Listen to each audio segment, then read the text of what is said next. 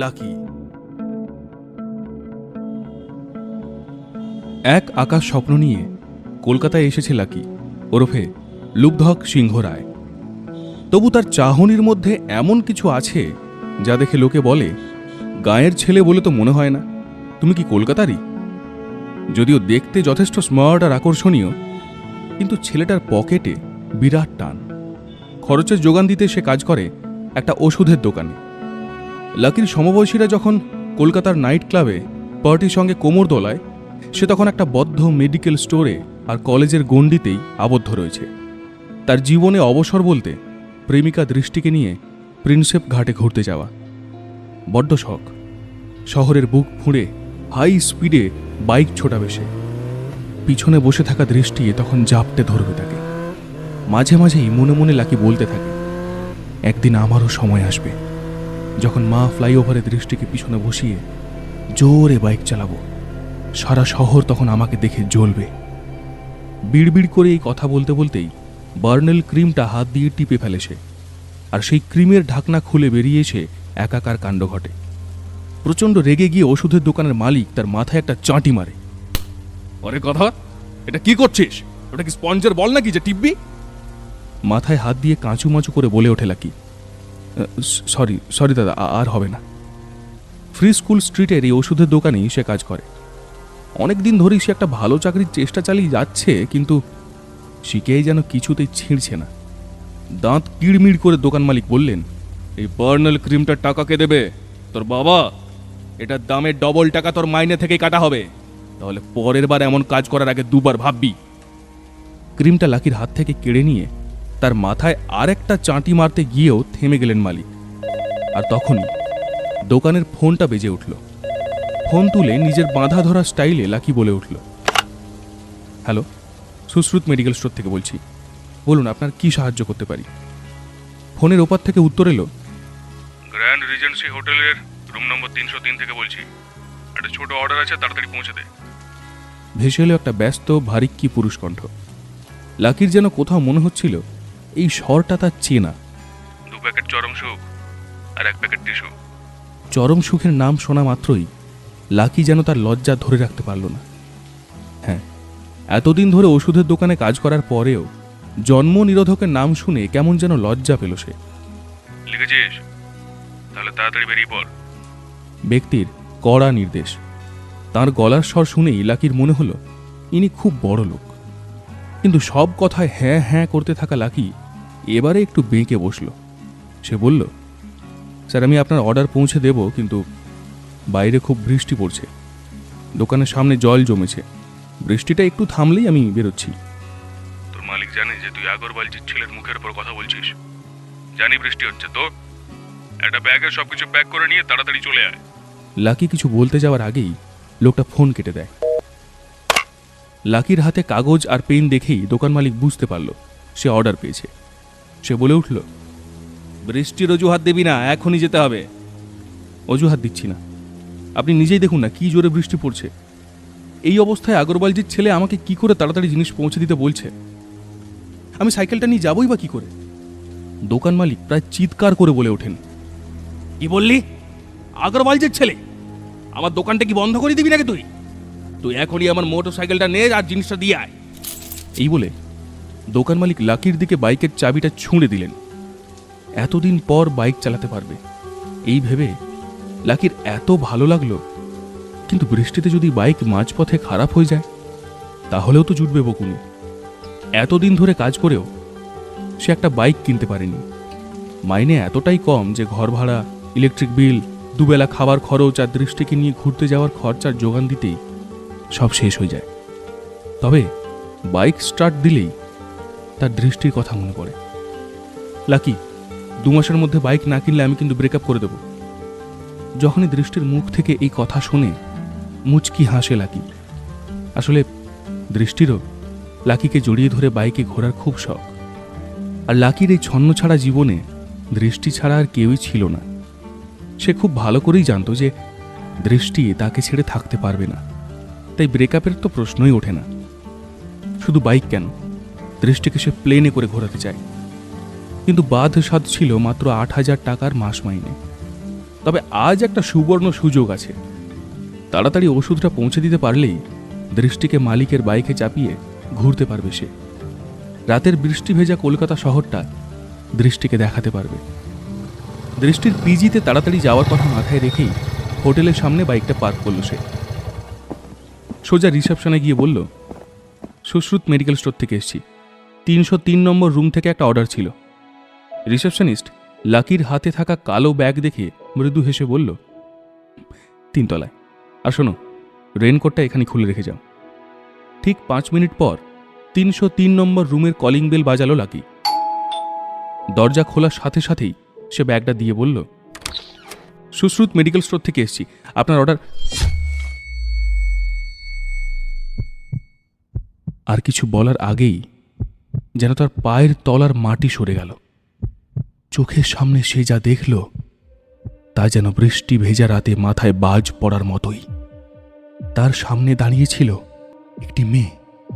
এলো চুল ভেজা কাঁধের ওপরে ছড়িয়ে যেন তাকে পরীর মতো লাগছে। তার গায়ের মিষ্টি গন্ধ জানান দিচ্ছিল সে সবে স্নান করে এসেছে। আর সেই মেয়ে আর কেউ নয়, তারই গার্লফ্রেন্ড দৃষ্টি। লাকি যেন তার চোখকে বিশ্বাস করতে পারছিল না। একবার চোখটা বুজে ফের খুলল, কিন্তু সামনেই দৃষ্টি দাঁড়িয়েছিল। লাকি আমতা আমতা করে বলল, দৃষ্টি, তুমি তুমি এখানে কি করছো? খুব রাগের সুরে দৃষ্টির পাল্টা জবাব, তুমি কি আমাকে ফলো করতে করতে এখানে এসেছো? দৃষ্টি ভাবতেও পারেনি যে লাকি আজ এখানে আসবে, তাও আবার জন্ম নিরোধকের ডেলিভারি বয় হিসেবে। সকাল থেকে দৃষ্টি লাকির একটাও মেসেজের রিপ্লাই দেয়নি, ফোনে কথা পর্যন্ত বলেনি। ও মনে মনে ভেবেছিল পরের দিন দেখা করে জানাবে যে শরীর ভালো ছিল না। কি হয়েছে বেবি, কার সঙ্গে কথা বলছো? হঠাৎই পিছন থেকে একটা ছেলে এসে দৃষ্টির গা স্পর্শ করে তার পাশে দাঁড়ায়। লাকি তাকে দেখা মাত্রই চিনতে পেরেছিল।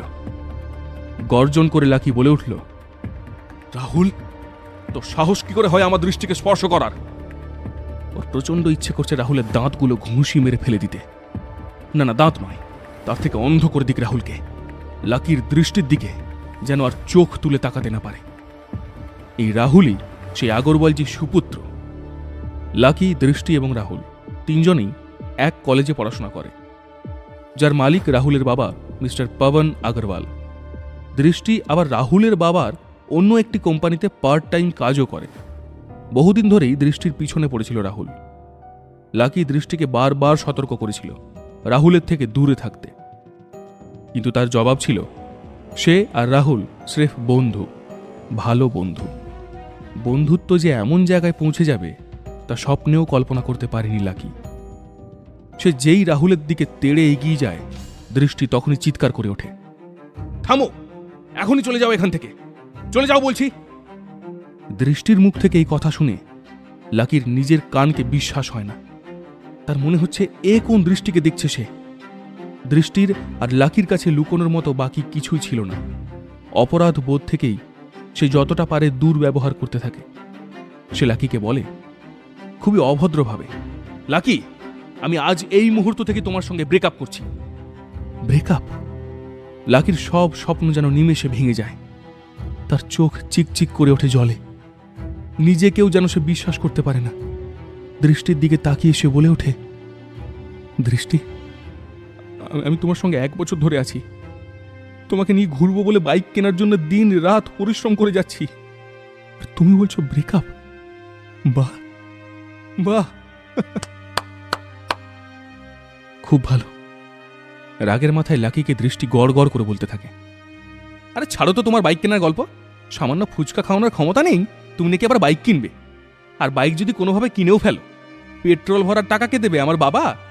যত সব নাটক। 8,000 টাকা মাইনে পেয়ে মাস চলে না, সে নাকি আবার বাইক কিনবে। তোমার সাথে যখন কোনো মলে যাই, লোকে তখন হাসে। আমি এমন জীবন বাঁচতে চাই না, তোমার মতো অভাবী জীবন চাই না আমি। আমার অনেক স্বপ্ন আছে, তুমি তো আমাকে ফাঁসিয়েছিলে। থ্যাংক গড যে রাহুল আমাকে সেখান থেকে বের করে নিয়ে এসেছে। রাহুল আমার পাশে দাঁড়িয়েছে, তাই এখন থেকে ওই আমার বয়ফ্রেন্ড।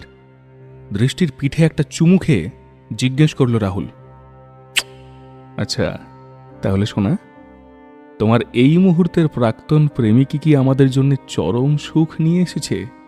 How sweet. তারপর লাকির হাত থেকে কালো ব্যাগটা নিয়ে সেখান থেকে চরম সুখের প্যাকেটটা বের করে সেগুলো উপরের দিকে ছড়িয়ে দিল সে। তারপরই দুজনে হাসিতে ফেটে পড়ল। লাকিকে রাহুল বলে উঠল, ভাই, আমি তোর মতো দুর্ভাগা এই দুনিয়ায় আর দেখিনি। লাকি তখন চুপ, অপমানে তার চোখে জল, কিন্তু কোনো উত্তর সে দিতে পারছে না। কত কিছু ভেবে এই মুষলধারে বৃষ্টিতে কাক ভেজা ভিজে তড়িঘড়ি এখানে ডেলিভারি করতে এসেছে। দৃষ্টিকে নিয়ে এসে কত কিছু ভেবেছিল, কিন্তু সে সবই যেন বিষ বাঁ জলে। রাগ আর দুঃখে দৃষ্টির দিকে সে একবার তাকালো, দুই হাত মুঠো করে সেখান থেকে চলে গেল। রাহুল বলে উঠল, আরে পয়সাটা তো নিয়ে যা, সবই কি ফ্রিতে দিয়ে যাবি নাকি? কিন্তু সে আর কোনো কথাই শোনার অবস্থায় নেই। কোনো কথাই যেন কানে যাচ্ছে না তার, শুধুমাত্র দৃষ্টির কথাগুলো তার কানে বাজছে। সব যেন প্রতিধ্বনিত হয়ে কিরকম একটা হিজিবিজি শব্দ তার কানে ভাসছিল। দৃষ্টি যে তার সঙ্গে এমন বিশ্বাসঘাতকতা করবে তা স্বপ্নেও ভাবতে পারেনি লাকি। যাকে নিয়ে এত স্বপ্ন সে দেখল, এত কিছু করার চেষ্টা করল, প্রতিদানে এই দিন দেখতে হবে তা বিশ্বাস হচ্ছিল না তার। সে এতটাই হতাশ হয়ে পড়েছিল যে অঝরে কাঁদতে শুরু করে দেয়। লিফট ছেড়ে সিঁড়ি দিয়ে নিচে নামে সে। সিঁড়ির ধাপ যত এগোতে থাকে ততই কাঁদতে থাকে লাকি। জীবনে সে প্রথমবার প্রেমে পড়েছিল, কিন্তু টাকার অভাবে যে শুধু প্রেম নয়, পুরো জীবনটাই নষ্ট হয়ে গিয়েছে। বারবার সেই কথাই মনে হচ্ছে তার। হোটেল থেকে বেরিয়ে আসতেই লাকি দেখল বাইরেটা ঘুটঘুটে অন্ধকার। হঠাৎই প্রবলভাবে বিদ্যুৎ চমকে উঠল। তার কিছুক্ষণের মধ্যেই আবারও মুষলধারে বৃষ্টি নামল। তবুও সেই বিদ্যুৎ চমকানি যেন তার জীবনে কোথাও একটা আশার আলো বলে মনে হচ্ছিল। মন তার ভেঙে চুরমার হয়ে গিয়েছে ঠিকই, কিন্তু দৃষ্টির স্বরূপ তো আজ সে দেখতে পেল। যাকে নিয়ে ঘর বাঁধার স্বপ্ন দেখছিল, সে ঘরে এলে যে তা ধ্বংস হয়ে যেত। ভাগ্যিস আগে ভাগেই সেই স্বপ্নের শেষ হলো। এটা ভেবে কোথাও যেন লাকি খানিক খুশি হচ্ছিল। এই দুঃখ যে ভবিষ্যতে তাকে সুখ দেবে তা অনুভব করতে পারছিল সে। তবু দুঃখ তো ছিলই। নুন আনতে পান্তা ফোরানোর যে দুঃখ, তার থেকে বেশি আর কী বা হতে পারে? এই ছেঁড়া প্যান্ট পরে ঘুরে বেড়ানো, একবেলা খাবার জুটলে আর একবেলা জল খেয়ে পেট ভরানোর দুঃখ। ভালো চাকরির জন্য দৌড়ে দৌড়ে জুতোটা পর্যন্ত ছিঁড়ে গিয়েছে, কিন্তু কেউ তাকে কাজ দেয়নি। ভাঙা হৃদয়কে সান্ত্বনা দিতে গিয়ে সে ভাবল, দৃষ্টির জন্য তো আর টাকা খরচ করতে হবে না, তাতে তো অবস্থার কিছুটা উন্নতি হবে, কিন্তু তাতে তো আর ধনী হওয়া যায় না। আকাশের দিকে তাকিয়ে সে জোরে চিৎকার করে উঠল, হে ভগবান, এত দুঃখ কেন দিচ্ছ আমাকে? আর কত দুঃখ দেবে? তার আওয়াজ শুনে আশেপাশে দাঁড়িয়ে থাকা মানুষজন একটু থতমত খেয়ে গেল। লাকির চোখের জল যেন বৃষ্টির জলের সঙ্গে মিশে গেল। ঠিক তখনই তার ফোনে টিং করে একটা মেসেজ ঢুকল।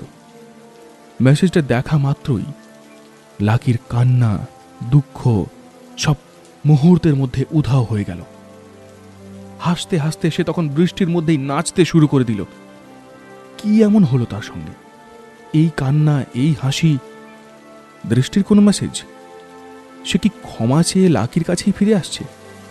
আসলে মেসেজে লেখা ছিল, উত্তরাধিকার সূত্রে সিংহরায় পরিবারের অধিগ্রহণ করা সব জমি ও সম্পত্তির মালিক এখন থেকে লুব্ধক সিংহ রায়। এখন বয়স অনুযায়ী তিনি এই সমস্ত সম্পত্তির মালিক হতে পারবেন। এ আবার কেমন মেসেজ? কে এই লাকি? কি তার আসল পরিচয়? উত্তরাধিকার সূত্রেই বা সে কে?